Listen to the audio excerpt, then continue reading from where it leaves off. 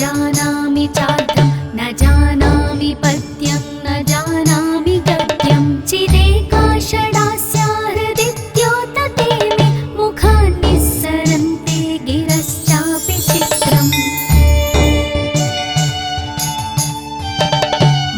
मयूराधिरूढं महावाक्यगूढं मनोहारि देहं महच्चित्तगेहं महीदेवदेवं महावेदभावं महादेवपालं भजे लोकपालम्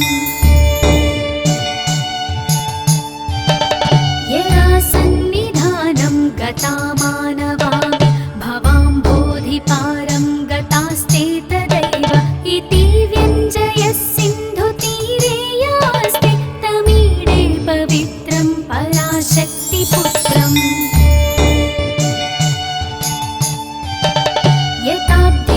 यताब्धेस्तरङ्गालयं यान्ति तुङ्गास्तदैवापदः सन्निधौ सेवतां मे इति ऊर्मिपङ्क्तिर्नृणां दर्शयन्तं सदा भावये हृत्सरोजे गुहन्तम् गिरौ मन्निवासे नरायेधिरूढास्तदा पर्वते राजते देधिरूढा इति ब्रुवन् गन्धशैलाधिरूढः स देवो मुदेवे सदा षण्मुखोऽस्तु महाम्बोधितीरे महापापचोरे मुनीन्द्रानुकूले सुगन्धाख्यशैले गुहायां वसन्तं स्वभासालसन्तं जनार्तिं हरन्तं श्रयामो गुहन्तम् लसत्स्वर्णगेहे नृणां कामदोहे समस्तोमसञ्छन्नमाणिक्यमञ्चे समुद्यत्सहस्रार्कतुल्यप्रकाशं सदा भावये कार्तिकेयं सुरेशम् रणद्धं सखे मञ्जुलेत्यन्तशोणे मनोहारि लावण्यपीयूषपूर्णे मनः षट्पदो मे भवक्लेशतप्तः सदा मोदतां स्कन्दते पादपद्मे सुवर्णाभदिव्यां परैर्भासमानं क्वणत्किङ्किणीमेखला शोभमाना लसद्धेमपट्टेन विद्योतमानां कटिं भावये स्कन्दते दीप्यमाना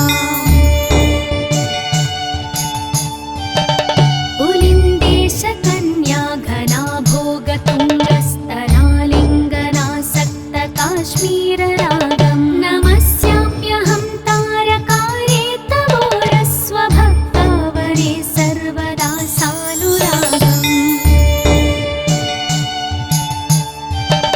विधौ क्लुप्तदण्डान् स्वलीलाधृताण्डान् निरस्ते भशुण्डान् द्विषत्कालदण्डान् हतेन्द्रादिषण्डान् जगत्त्राणशौण्डान् सदा ते प्रचण्डान् श्रये बाहुदण्डान् सदा शारदाश्यन्मृगाङ्काय दिस्युः समुद्यन्त एव स्थितास्तेत्समन्ता सदा पूर्णबिम्बाः कळङ्कैश्च हीनास्तदा त्वन्मुखानां ब्रुवे स्कन्दसाम्यम्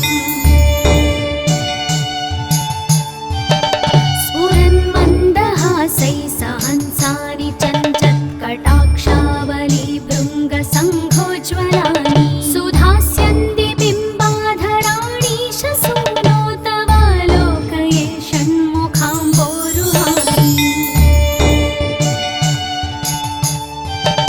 विशालेषु कर्णान्तदीर्घेष्वजस्रं दयास्यन्ति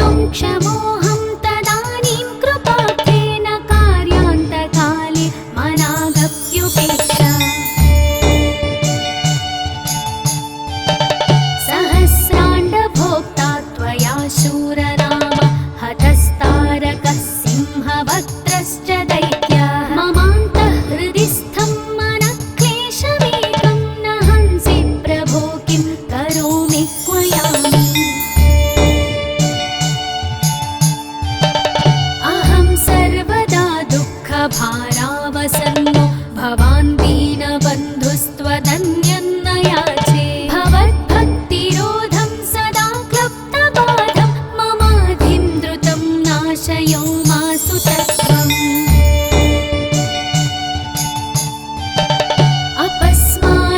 अपस्मारकुष्ठक्षयार्षः प्रमेहः ज्वरोन्मादगुल्मादिरोगामहन्तः पिशाचाश्च सर्वे भवत्पत्रभूतिं विलोक्य क्षणात् तारकारे द्रवन्ति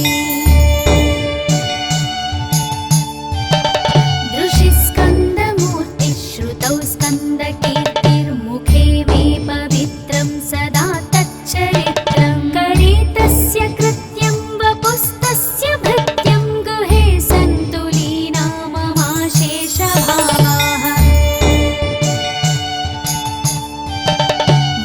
मुनीनामुताहो नृणां भक्तिभाजामभीष्टप्रदा सन्ति सर्वत्र देवाः ऋणामन्त्यजानामपि स्वार्थदाने गुहद्देवमन्यं न जाने न जाने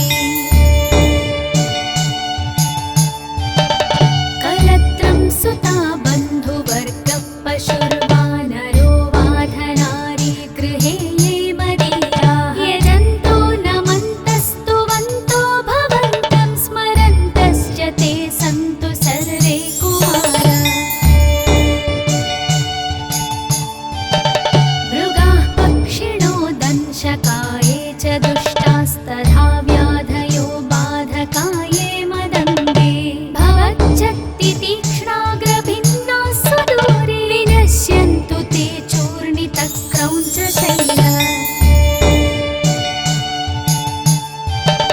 जनित्री पिता च स्वपुत्रापराधं सहेतेन किं देवसेनाधिनाथ अहं चातिबालो भवान् लोकतातः क्षमस्वापराधं समस्तं महेश नमः केकिने शक्तये चापि तुभ्यं नमश्चागतुभ्यं नमः कुक्कुटाय नमः सिन्धवे सिन्धुदेशाय तुभ्यं पुनः स्कन्दमूर्ते नमस्ते नमोऽस्तु जयानन्दभूमं जयापारधामं जयामोघकीर्ते जयानन्दमूर्ते जयानन्दसिन्धो जयाशेषबन्धो जयत्वं सदा मुक्तिदानेश सूनो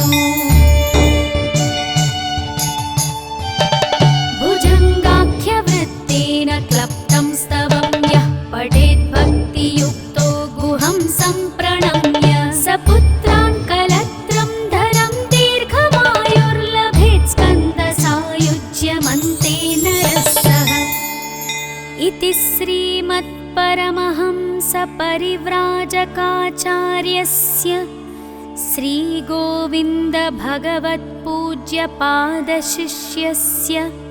श्रीमच्छङ्करभगवतः कृतौ श्रीसुब्रह्मण्यभुजङ्गम्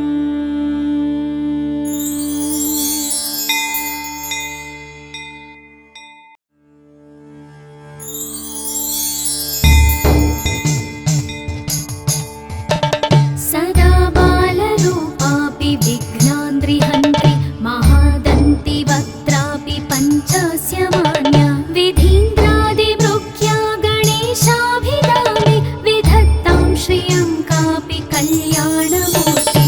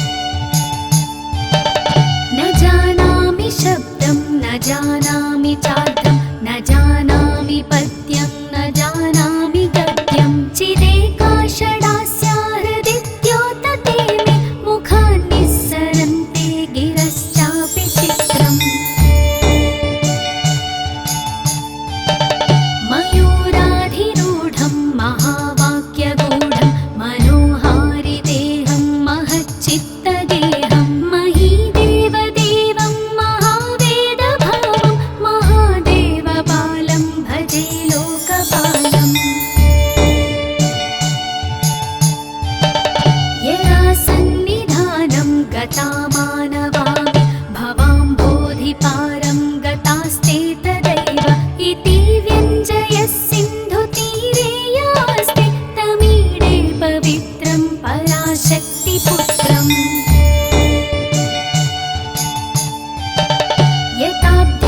यताब्धेस्तरङ्गालयं यान्ति तुङ्गास्तदैवापदः सन्निधौ सेवतां मे इति ऊर्मिपङ्क्तिर्नृणां दर्शयन्तं सदा भावये हृत्सरोजे गुहन्तम् गिरौ मन्निवासे नरायेधिरूढास्तदा पर्वते राजते देधिरूढा इतीव ब्रुवन् गन्धशैलाधिरूढः स देवो मुदेवे सदा षण्मुखोऽस्तु महाम्बोधितीरे महापापचोरे मुनीन्द्रानुकूले सुगन्धाख्यशैले गुहायां वसन्तं स्वभासालसन्तं जनार्तिं हरन्तं श्रयामो गुहन्तम् लसत्स्वर्णगेहे नृणां कामदोहे समस्तोमसञ्छन्नमाणिक्यमञ्चे समुद्यत्सहस्रार्कतुल्यप्रकाशं सदा भावये कार्तिकेयं सुरेशम्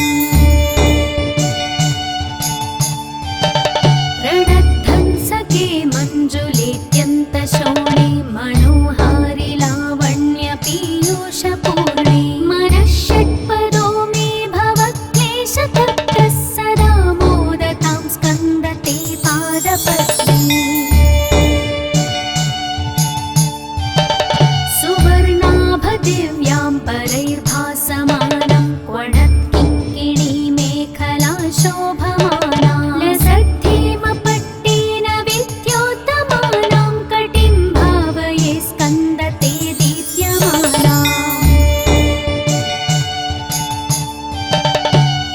पुलिन्देशकन्या घना भोगतुङ्गस्तनालिङ्गनासक्तकाश्मीररागं नमस्याम्यहं तारकारे तवोरस्वभक्तावरे सर्वदा सानुरागम् विधौ क्लुप्तदण्डान् स्वलीलाधृताण्डान् निरस्तेभशुण्डान् द्विषत्कालदण्डान् हतेन्द्रादिषण्डान् जगत्त्राणशण्डान् सदा ते प्रचण्डान् श्रये बाहुदण्डान् सदा शारदाश्यन्मृगाङ्काय दिस्युः समुद्यन्त एव स्थिताश्चेत्समन्ता सदा पूर्णबिम्बाः कलङ्कैश्च हीनास्तदा त्वन्मुखानां ब्रुवे स्कन्दसाम्यम् स्फुरन्मन्दहासैः सहंसानि चञ्चत्कटाक्षावली भृङ्गसङ्घोज्ज्वलानि सुधास्यन्ति बिम्बाधराणि शसूनो तवालोकये षण्मुखाम्भोरुहानि विशालेषु कर्णान्तदीर्घेष्वजस्रं दयास्यन्धिषु द्वादशस्वीक्षणेषु मयि षत्कटाक्षः सकृत्पातितश्चेद् भवेत् ते दयाशीलकानामहानिः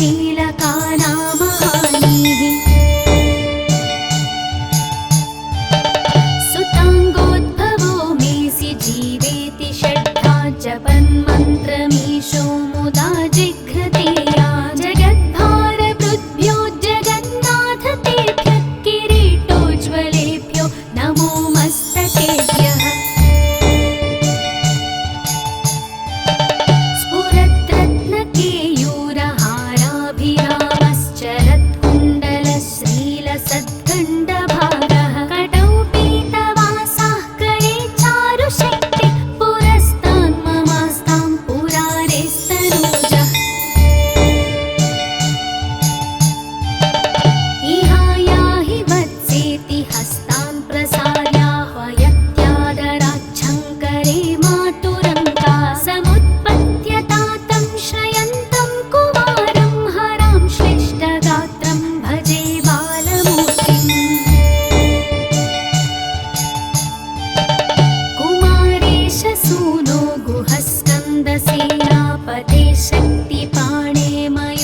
वृषाधिरूढ पुलिन्दात्मजाकान्त भक्तार्तिहारिन् प्रभो तारकारे सदा रक्ष मां त्वम्। प्रशान्ते त्रिये नष्टसङ्गे विचेष्टे कपोद्गारि वक्त्रे भयोत्कम्पि गात्रे प्रयाणोन्मुखे मय्यनाथे तदानीं द्रुतं मे दयालो भवाग्रे गुहत्वम्। कृतान्तस्य दूतेषु चण्डेषु कोपाद्दहच्चिन्धि भिन्धीति मां तर्जयत्सु मयूरं समारुह्य माभैरिति त्वं पुरःशक्तिपाणिर्ममायाहि शीघ्रम्। प्रणम्यासकृत्पादयोस्ते पतित्वा प्रसाद्य प्रभो प्रार्थयेनेकवारं न वक्तुं क्षमोऽहं तदानीं कृपार्थेन कार्यान्तकाले मनागप्युपेक्षा। सहस्राण्डभोक्ता त्वया शूरनाम हतस्तारकः सिंहवक्त्रश्च दैत्यः ममान्तःहृदि स्थं मनक्लेशमेकं न हंसि प्रभो किं करोमि क्वयामि। अहं सर्वदा दुःखभारावसन्नो भवान् दीनबन्धुस्त्वदन्यन्न याचे भवद्भक्तिरोधं सदा क्लुप्तबाधं ममाधिं द्रुतं नाशयो मासु तत्त्वम्। अपस्मारकुष्ठक्षयार्षः प्रमेहः ज्वरोन्मादगुल्मादिरोगामहन्तः पिशाचाश्च सर्वे भवत्पत्रभूतिं विलोक्य क्षणात् तारकारे द्रवन्ति। दृशिस्कन्दमूर्तिः श्रुतौ स्कन्दकीर्तिर्मुखे मे पवित्रं सदा तच्चरित्रं करे तस्य कृत्यं वपुस्तस्य भृत्यं गुहे सन्तु लीना ममाशेषभावाः। मुनीनामुताहो नृणां भक्तिभाजामभीष्टप्रदाः सन्ति सर्वत्र देवाः नृणामन्त्यजानामपि स्वार्थदाने गुहद्देवमन्यन्न जाने न जाने। कलत्रं सुता बन्धुवर्गः पशुर्वानरो वाधनारी गृहे ये मदीयाः यजन्तो नमन्तस्तुवन्तो भवन्तं स्मरन्तश्च ते सन्तु सर्वे कुमाराः। मृगाः पक्षिणो दंशकाये च दुष्टास्तथा व्याधयो बाधकाये मदङ्गे भवच्छक्तितीक्ष्णाग्रभिन्नाः सुदूरे विनश्यन्तु ते चूर्णितक्रौञ्चशैलाः। जनित्री पिता च स्वपुत्रापराधं सहेतेन किं देवसेनाधिनाथ अहं चातिबालो भवान् लोकतातः क्षमस्वापराधं समस्तं महेश। नमः केकिने शक्तये चापि तुभ्यं नमश्चागतुभ्यं नमः कुक्कुटाय नमः सिन्धवे सिन्धुदेशाय तुभ्यं पुनः स्कन्दमूर्ते नमस्ते नमोऽस्तु। जयानन्दभूमं जयापारधामं जयामोघकीर्ते जयानन्दमूर्ते जयानन्दसिन्धो जयाशेषबन्धो जय त्वं सदा मुक्तिदानेश सूनो।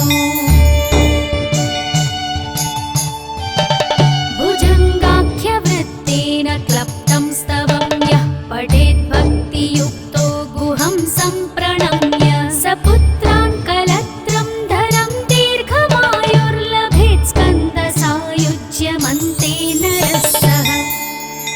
इति श्रीमद् परमहंसपरिव्राजकाचार्यस्य श्रीगोविन्दभगवत्पूज्यपादशिष्यस्य श्रीमच्छङ्करभगवतः कृतौ श्रीसुब्रह्मण्यभुजङ्गम्।